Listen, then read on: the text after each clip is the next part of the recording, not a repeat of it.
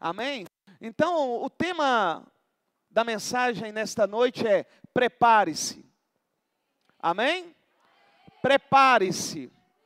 Eu gostaria que, se você trouxe a sua Bíblia, você abrisse ela em Juízes no capítulo 6. Juízes no capítulo 6. Enquanto você procura, eu quero parabenizar os jovens aqui dessa igreja. Louvado seja Deus pelos jovens que Deus tem enviado a essa casa. Eu também fui assim um dia. Eu vejo que é colheita do plantio que eu fiz, ainda nem quando eu era auxiliar. Eu morava praticamente na igreja. Eu quero louvar a Deus pela vida de vocês.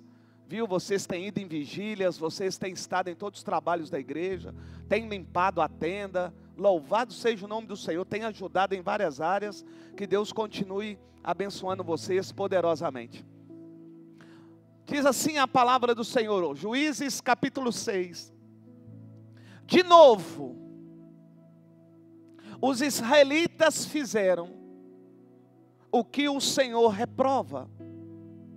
Eu vou repetir, de novo, os israelitas fizeram o que o Senhor reprova. E durante 7 anos, Ele os entregou nas mãos dos medianitas. Só até aí. Preste atenção. Prepare-se. Por que, pastor, eu devo me preparar? Porque Deus não fará do seu jeito. Eu vou repetir, para você entender. Prepare-se. Por que, pastor, eu devo me preparar? Porque Deus não fará do seu jeito. E nem da forma como você planejou. Será do jeito dele, dentro do plano que Ele planejou para você. Então, prepare-se. E por que eu dei o título de prepare-se? Porque quando o Senhor nosso Deus, Ele vai até Gideão, Ele vai até Gideão já decidido. Ele não vai perguntar a Gideão se ele quer, se ele não quer, não. Ele já vai decidido, porque a Bíblia diz que a saudação que ele vai dar a Gideão não é uma saudação comum. A Bíblia diz que o Senhor vai dizer: varão valoroso, o Senhor é contigo. Então o Senhor já está dizendo que algo o Senhor irá fazer através da sua vida. A Bíblia diz que o povo de Israel, mais uma vez, vai desobedecer ao Senhor. E desobedecendo ao Senhor, a Bíblia diz que o Senhor vai permitir os medianitas, o povo do Oriente, vir e saquear por 7 anos consecutivos o povo de Israel. O povo que plantava e que achava que iria colher, quando planta, após vinha a colheita, vinha os medianitas. E faziam o quê? E saqueavam tudo. Pegavam animais, pegava tudo que eles haviam plantado e criado. Tudo isso por quê? Porque o povo do Senhor o desobedeceu. E desobedeceu como? Abandonando ao Senhor a servir a outros deuses. Então quando o Senhor nosso Deus, Ele vai até Gideão, Ele já vai decidido. E o que o Senhor está querendo? Livrar o seu povo, que ficou escravo por 7 anos dos medianitas. Preste atenção. O Deus que permitiu o seu povo se tornar escravo por 7 anos, eu digo escravo por quê? Porque eles plantavam, na hora que ia desfrutar daquilo que plantou, vinha os medianitas, os demais povos, e saqueava tudo. E a Bíblia diz então que o Senhor vai até Gideão, e Gideão não está num lugar aonde é comum fazer o que ele estava fazendo, malhar o trigo no lagar. Não é lugar lá de malhar o trigo, lá é lugar de uva. Mas a Bíblia diz que o anjo do Senhor vai. E indo o anjo do Senhor, ele vai dizer: o Senhor é contigo, ó homem valente. O Senhor também vai dizer assim para você entender: eu escolhi você, para que você livre o meu povo das mãos dos medianitas. A Bíblia diz que Gideão vai então direcionar a palavra ao anjo do Senhor. E o que ele vai dizer? Mas Senhor, sendo o Senhor tudo o que os nossos pais contaram para nós, por que que o Senhor permitiu tal coisa? E assim são muitos hoje na igreja. Sabendo as pessoas quem é Deus, às vezes vai questionar a Deus o porquê que as coisas estão acontecendo. Porém, Gideão parece que esqueceu de algo. Porque o versículo 1, a palavra está dizendo que é por causa da desobediência. E assim também somos nós. Queremos questionar o Senhor sobre algo que o Senhor permitiu ocorrer na nossa vida, sabendo nós o porquê que está ocorrendo. O que ocorre de errado na minha vida e na sua vida, só tem um nome: é a desobediência. A minha desobediência, ela gera consequências que eu não gostaria. Mas a Bíblia diz que Gideão vai dizer: mas Senhor, Tu é Deus de milagre, Tu é Deus de maravilha, Tu é Deus de prodígio. Ouvi de meu pai, ouvi de minha mãe, que o Senhor abriu o mar, que o Senhor fez o povo passar em seco, das vitórias que o Senhor deu ao seu povo. Como o Senhor permite isso ocorrer conosco, sendo o Senhor esse Deus? E o Senhor já havia dito por quê? Porque vocês me trocaram. Vocês deixaram de cultuar a mim para cultuar Moloque. Vocês deixaram de apresentar a criança de vocês a mim e deram para Moloque como sacrifício.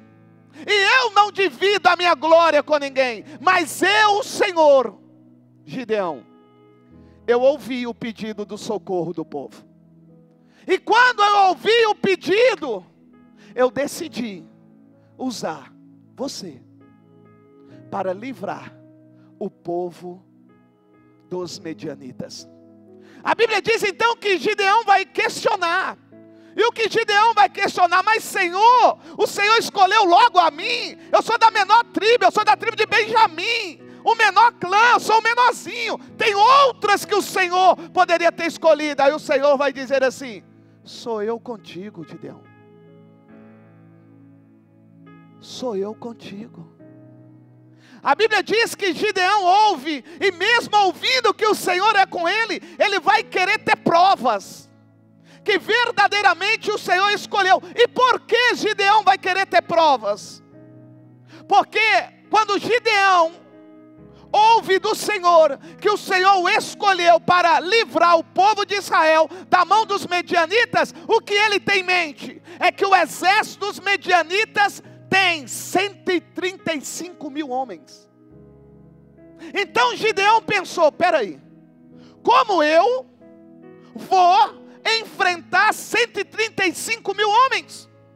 Por mais que eu reúna da tribo de Naftali, da tribo de Zebulon, pessoas para ir à batalha comigo, eu não conseguirei. Tanto que a palavra do Senhor vai me dizer que Ele vai fazer uma convocação, Ele vai chamar as pessoas, e chamando as pessoas vão aparecer 32 mil soldados. O que é 32 mil contra 135 mil? Mas a Bíblia diz que o Senhor o havia chamado. E quando Gideão faz a convocação e ele vê 32 mil, o que que Gideão entende? Eu irei nessa batalha com 32 mil homens. Mas o que ele não esperava é que o Senhor não queria ele com 32 mil homens. O Senhor queria ele com 300. homens. Por quê, amados? Porque embora você queira um número grande de pessoas ao seu lado, nas batalhas que você está enfrentando, ou nas lutas que você está passando, o número de pessoas não significa a qualificação dessas pessoas para a batalha que você há de enfrentar. Então há batalhas que não são em números, mas sim de pessoas preparadas para enfrentar com você a batalha a qual o Senhor designou, irmãos. Então pare de ficar pegado em números, se apegue naquilo que Deus está proporcionando a você, para que você vença essa batalha. Se é com 300, é com 300, se é só com uma pessoa, é somente uma pessoa. Ei, Gideão achou que teria 32 mil pessoas do seu lado, até que o Senhor vai ordenar ele fazer algumas coisas, e fazendo muitos vão desistir, vão embora. E por que vão embora? Porque não estão preparadas para a batalha a qual o Senhor chamou Gideão. Você sabia que tem pessoas que estão do seu lado, só porque você convocou? Você chamou, ela apareceu, mas isso não significa que ela está preparada para guerrear junto com você. Está cheio de pessoas do seu lado porque você falou assim: não, estou passando por um perrengue, você pode me ajudar? Nossa, eu estou passando por isso, você pode me ajudar? Ei, a questão não é se a pessoa pode te ajudar, a questão é se essa pessoa está preparada para a batalha que você está enfrentando. Não adianta eu ter pessoas do meu lado que não ora, pessoas do meu lado que não jejua, pessoas do meu lado que não buscam santidade, irmãos. Eu não posso ter pessoas do meu lado que não querem renunciar às coisas carnais para viver uma vida espiritual, irmãos. Porque a nossa batalha, embora pareça ser terrena, primeiro ela é espiritual. E eu preciso de homens e mulheres espirituais, irmãos. Eu quero acreditar que Deus está orientando aqui a você a saber selecionar quem verdadeiramente está apto a guerrear com você nessa batalha. Não é quantidade, é preparo. Não é porque disse eu vou que está preparado a enfrentar um grande exército. Essa semana eu tive uma experiência aqui na igreja com algumas pessoas, e aqui eu quero até alertar vocês e ensinar ao mesmo tempo. E nessa experiência eu fiz algumas perguntas para essas pessoas. Vê se você consegue entender. Se Deus me coloca em um lugar alto, grande, de destaque, Deus errou? Se Deus promover você no seu trabalho, ou a sua empresa crescer de maneira sobrenatural, Deus errou em colocar na sua mão essa empresa? Deus errou em colocar na sua mão a gerência, um cargo maior? Errou ou não? Não, porque Deus não. Então, se Deus não erra, o que eu entendo? Que esse Deus que proporciona isso é o mesmo que me capacitou e vai continuar me capacitando para me manter nesse. Sim ou não? Agora, como pode eu ser escolhido de Deus, separado por Deus, tendo a promoção de Deus, ficar sentindo opressão, desanimado, ataques espirituais, retaliação? Aí entra o pastorzão. Sabe o que é isso? Falta de comunhão. Ou seja, embora esteja lá, nunca teve uma comunhão com Deus. Porque quem tem comunhão com Deus entende aquilo que a palavra diz. O que a palavra diz? A peleja a qual vós pelejaste não é vossa, é minha, diz o Senhor. E se porventura vocês forem em alguma batalha, o que ele diz na sua palavra? Revestir do Senhor e da força do seu poder, e também da armadura. Quem tem comunhão com Deus não tem deficiência na sua armadura, ela está intacta e completa. Então o que eu vejo? Pessoas que Deus colocou naquele lugar, capacitou quando? Mostrando o que precisa ser feito, mas não faz. E por não fazer, começa a questionar a Deus, por que que as coisas estão ocorrendo? E Deus está dizendo aqui o porquê que está ocorrendo. Por causa da desobediência, meu lindo. Aprenda pela palavra. É pela palavra que você aprende. Pastor, não estou aguentando mais, fulano de tal só fica endemoniado. Por que fica endemoniado? Primeiro porque não sujeita a Deus. Porque ele diz, sujeitai-vos pois a Deus, resistiu o diabo e ele fugirá. A pessoa não tem temor nenhum, a pessoa não sujeita a Deus em nada. Aí você quer o quê? Então quando o Senhor ele chama Gideão, ele já chama com o seu plano, o seu propósito, e ele já decidiu, irmãos. Você não entendeu, né? Quando Deus te chamou, quando Deus te escolheu, Ele já havia decidido, irmão.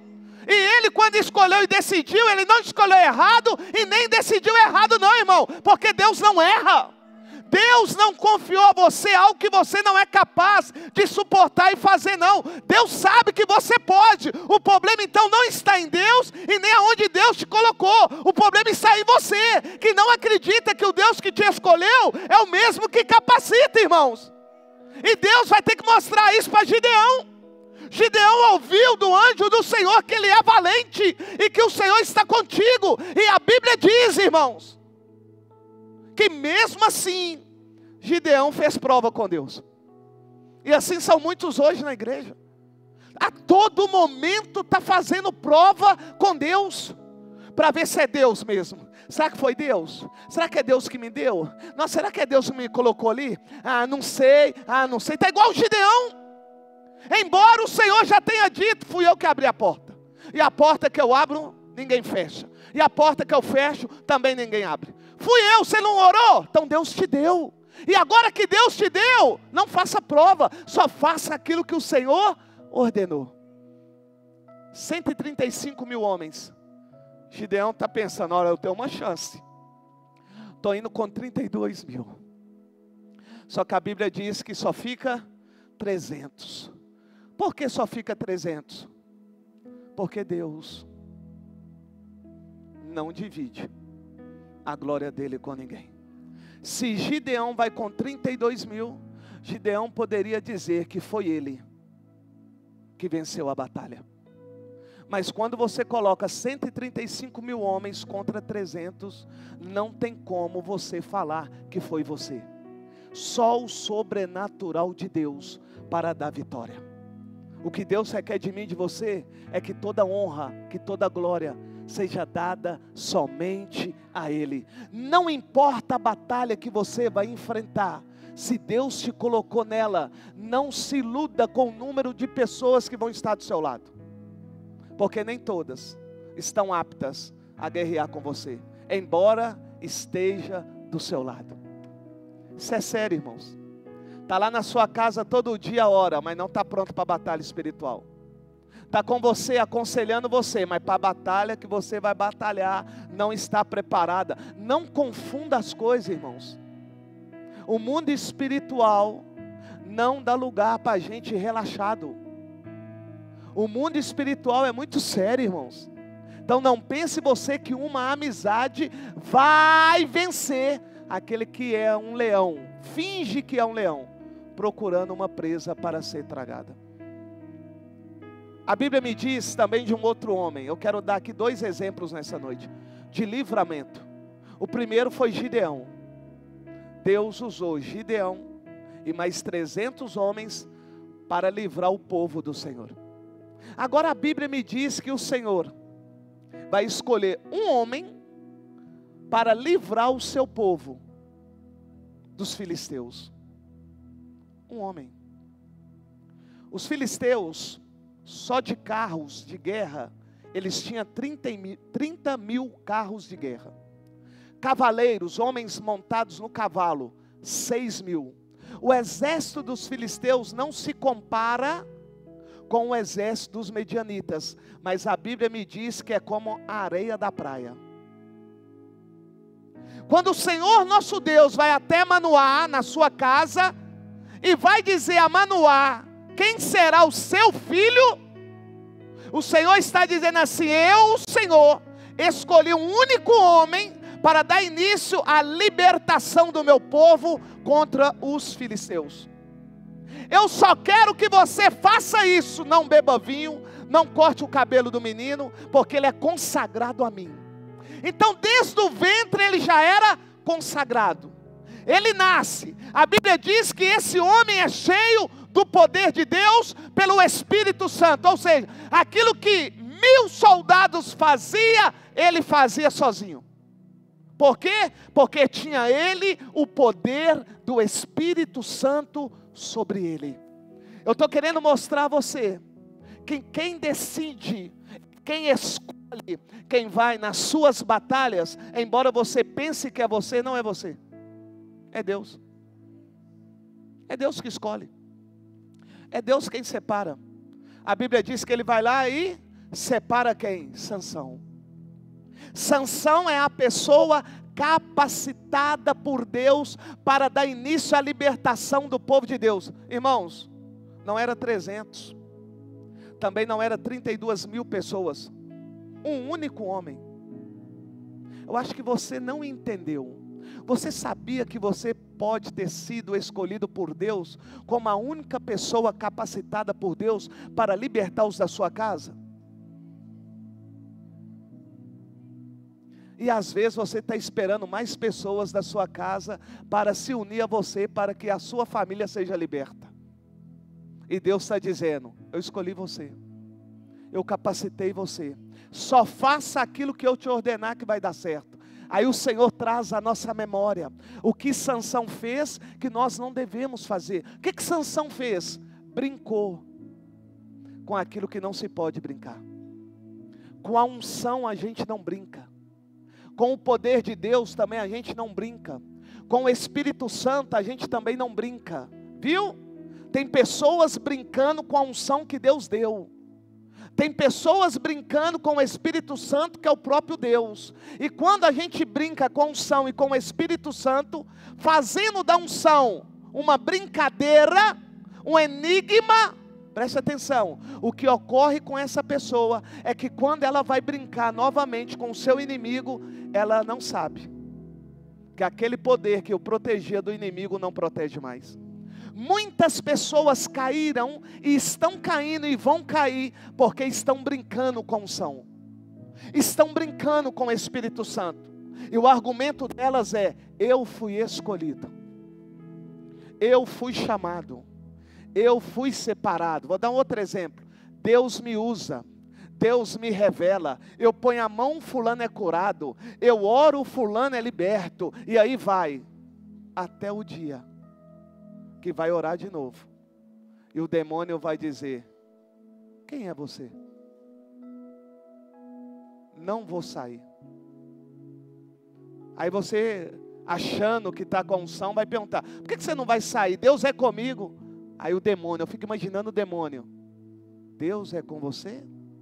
O Espírito dele já te retirou de você há muito tempo, você que não viu, porque você brincou com aquilo que não pode brincar. E assim são muitos hoje na igreja, irmãos. Estão brincando com aquilo que não pode brincar. E com o inimigo você não brinca. Se com o inimigo você não brinca, quanto mais com a unção de Deus e com o poder de Deus. Sansão brincou. E sabe por que ele brincou? Porque ele deixou prevalecer o desejo da carne. Olha só. Você sabia que a maioria dos pastores estão caindo por causa do desejo da carne? A maioria dos pastores estão perdendo a presença do Espírito Santo, porque o desejo da carne tem prevalecido sobre o Espírito. São homens que não oram mais, irmãos. São homens que não jejuam mais.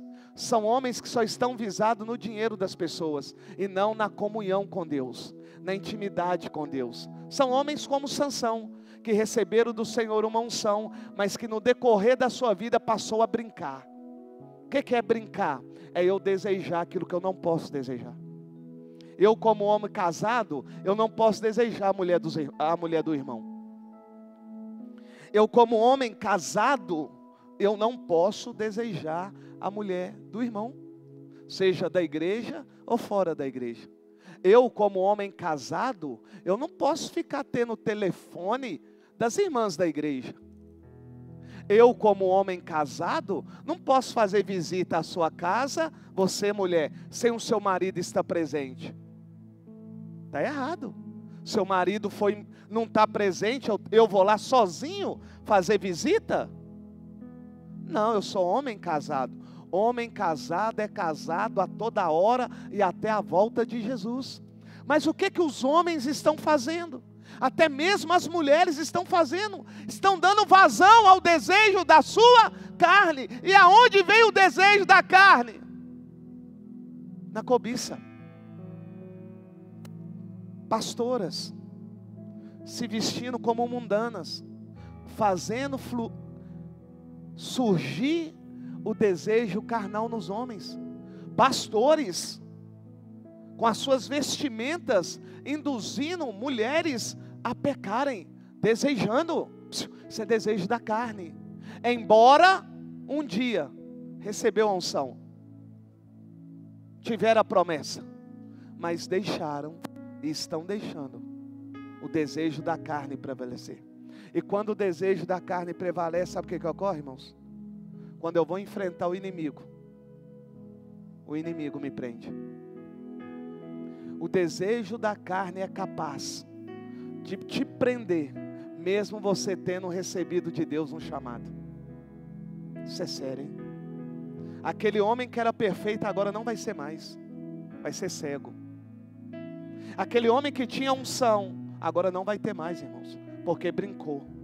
Aquele homem que foi chamado para libertar, agora ele está no cativeiro, irmãos. Aquele homem que causava terror nos filisteus, agora ele é chacota. Tudo isso por causa do desejo da carne. Cuidado, hein? A palavra do Senhor diz que aquele que está de pé, cuida para que não. Cuidado com o seu desejo aí, hein? Que ele pode levar você para um cativeiro, a ponto de cegar você. E se nesse cativeiro que você for levado pelo desejo da carne, não houver arrependimento, você não sai de lá. Sansão saiu do cativeiro, porque ele se arrependeu. Mas as consequências da brincadeira dele com a unção ficou. Ele não voltou a enxergar. Você não presta atenção em alguns pastores, não? Alguns homens e mulheres de Deus? Nunca mais foram os mesmos? Vou dar um exemplo aqui, irmãos. Embora tenha confessado o seu pecado diante de todas as pessoas, Jimmy Swaggart nunca mais foi o mesmo. Por quê? Porque pegou a secretária, deixou a mulher e pegou a secretária. Embora ele tenha confessado em público, ele nunca mais foi o mesmo. Deus nunca mais o usou como usava antes do pecado. Então estou mostrando a você que toda pessoa que deixa ser influenciada pelo seu desejo, sem ela perceber, ela perde a unção que Deus havia dado. Sansão perdeu, mas louvado seja o nome do Senhor, que Sansão ainda teve tempo de arrepender e pediu ao Senhor para que pudesse usá-lo novamente. Ele pediu só mais uma oportunidade e o Senhor o deu. Quem sabe a sua oportunidade é hoje.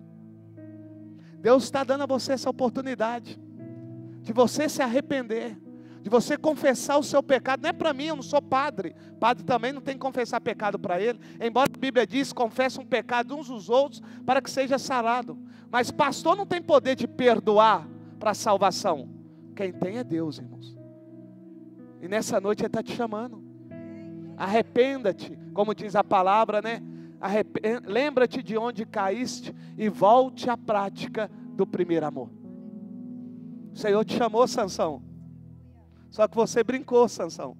E por brincar, Sansão, você entrou no cativeiro, ficou cego, está sendo maltratado. Mas o Deus que te chamou está te dando a oportunidade hoje, viu, Sansão? Para você voltar.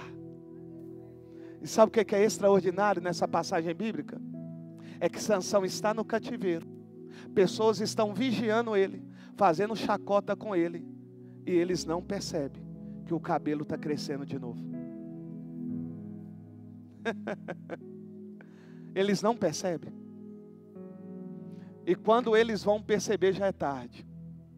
Sansão já está no lugar que deveria estar, para derrubar o pilar que precisava ser derrubado. Não é interessante isso? O que é uma confissão e um arrependimento? Ele é capaz de cegar o adversário a ponto dele não ver novamente a unção que está sobre nós. Isso é tão forte, Renata, que os filisteus, quando estavam na arena, continuaram a zombar de Sansão e não perceberam que o Espírito Santo estava de volta nele. Tudo isso sabe por quê? Porque houve confissão e arrependimento. Quando eu confesso, a Bíblia diz que eu abandono, eu alcanço a misericórdia. Sansão arrepende, confessa, alcança a misericórdia. O que Deus faz?